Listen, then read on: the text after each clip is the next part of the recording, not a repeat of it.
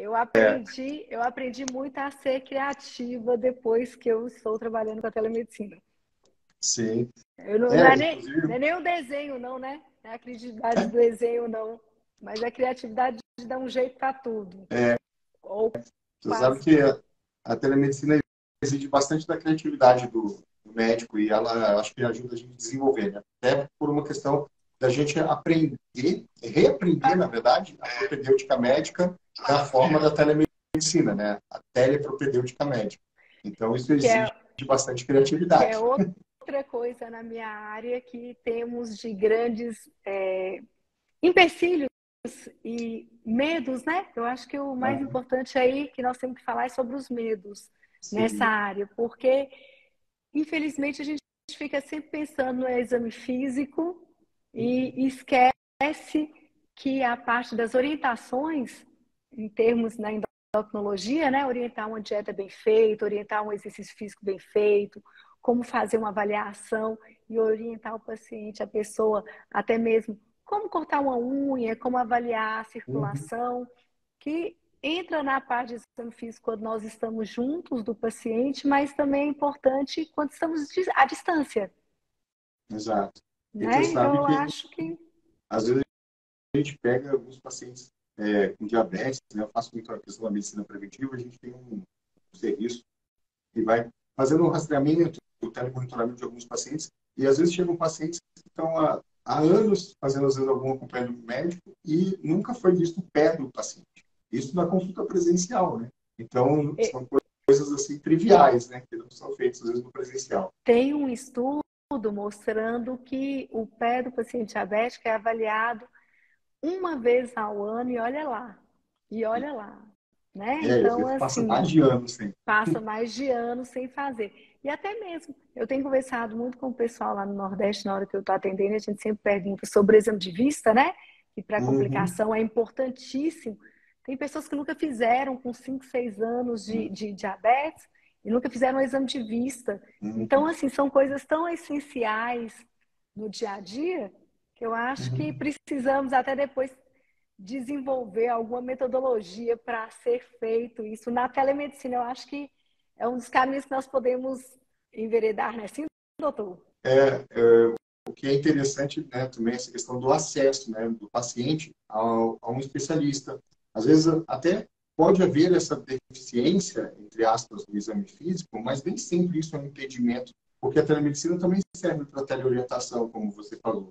E lá na ponta tem um médico da atenção primária que está acompanhando aquele paciente, junto contigo, o especialista que está à distância, e os dois podem trabalhar juntos em prol do paciente. Então, às vezes, ele tem lá o exame físico, você tem a orientação necessária, ajuda ele na conduta, né? Isso é muito importante, a teleinterconsulta, né? O que a gente faz mesmo no consultório, a gente acaba fazendo a consulta mesmo, né? Uhum. Mas nos outros trabalhos que eu tenho feito, na Beneficência Portuguesa, por exemplo, a gente faz uma teleinterconsulta mesmo. O outro médico está lá e acaba que ele olha pressão, olha peso, altura e faz essa outra parte que nós que estamos do lado de cá não somos capazes de fazer. Mas levamos a orientação que eu acho que é o mais importante e as condutas, né? Por exemplo, sei lá, fazer uma insulinização no paciente diabético, que normalmente Uhum. eles não sabem quando estão começando, o clínico geral não tem esse medo. Não vamos colocar, não é nem capacidade, não, vamos colocar o medo, né? De Às vezes a fazer, de insulinizar. falta de prática, né? Também, às vezes é um recém-formado, está iniciando na atenção primária, né? No município. Então, realmente, eu acho que vai ser um ganho, assim, que a gente vai ver isso cada vez mais, reduzindo internações, reduzindo complicações do diabetes, né? Reduzindo aí, né, casos de amputações, né? Como a gente via muito mais antigamente, e espero que a gente veja cada vez menos, né? Insuficiência renal, entre outras coisas, né? E assim, é importante porque todas essas complicações vão levar aos tratamentos ambulatoriais ou até mesmo hospitalares, né? Igual você falou, onde é que tem um centro para poder fazer uma hemodiálise, onde é que existe um centro para poder fazer uma internação desse tipo de paciente para tratar um pé diabético ou uma úlcera, fazer uma amputação. Então, assim, acaba que essas cidades mais do interior, elas não têm essa capacidade tão grande. Então, se a gente já chega com esse benefício inicial, a gente reduz lá na frente essas complicações, essas internações todas. Então, eu acho que outra coisa importante, né, que temos para falar, pelo menos na nossa área, orientar também os medicamentos a serem utilizados, a serem solicitados, que, por exemplo, podem ser dados pelo governo, mas geralmente pode não ter nessas regiões menores, né? Eu acho que é importante esse tipo de informação para o médico que está lá na atenção primária e até mesmo para os governantes, né, em geral, para as prefeituras, para os administradores, para os farmacêuticos, que eu acho que ajuda demais em termos da telemedicina. Porque senão como é que íamos saber da existência desses medicamentos, da solicitação que poderia ser feita? Eu acho que melhorou Existem aqueles muito. medicamentos, melhorou bastante também a conexão aqui. Melhorou muito essa questão do acesso, né? E tem os medicamentos de alto custo, que precisa, às vezes, preencher alguns formulários e precisa que o endocrinologista faça esse preenchimento. E dá para fazer, hoje em dia, também dessa maneira que você tem trabalhado, né? E esses dias até um colega falou, Daniela, nunca prescrevi uma sibutramina, como é que isso é feito, né? Aí vai a gente orientar, a gente, não, tem um termo de responsabilidade que precisa ser assinado, aí me encaminha isso. Então, assim, são coisas pequenas que nós, como especialistas de longa data, assim como você também, né, nessa parte de telemedicina que tem essa especialidade tão legal e ensina tanto para a gente na prática a fazer isso tão bem, podemos orientar essas pessoas que estão começando a enveredar por esse caminho que eu acho que vai ser o futuro do mundo, né? Vai ser o futuro do mundo. Não, e eu falo que assim, a gente está falando de diabetes, mas pode ser qualquer área. Vou dar um exemplo da nossa área da endócrina, dislipidemia, obesidade, né? Que hoje em dia é possível ser feito de uma forma mais próxima do paciente, vamos colocar dessa forma, próxima da pessoa, próxima da orientação com relação à alimentação, né? O que você está comendo, o que você não está, faz um diário de alimentar do que está sendo. E assim, no Nordeste, a alimentação é muito diferente da nossa, por exemplo, do Norte de Minas, do Sudeste, do Sul, né? Então, assim, hoje mesmo um paciente falou assim, eu falei, mas você está comendo açúcar? Não. Ó, doutor, ela só come tapioca. Aí, oh, meu Deus, cuscuz. Aí eu, gente, como que nós vamos fazer disso tudo, né? Para poder dar uma melhorada nessa alimentação de quem está num lugar que só tem isso.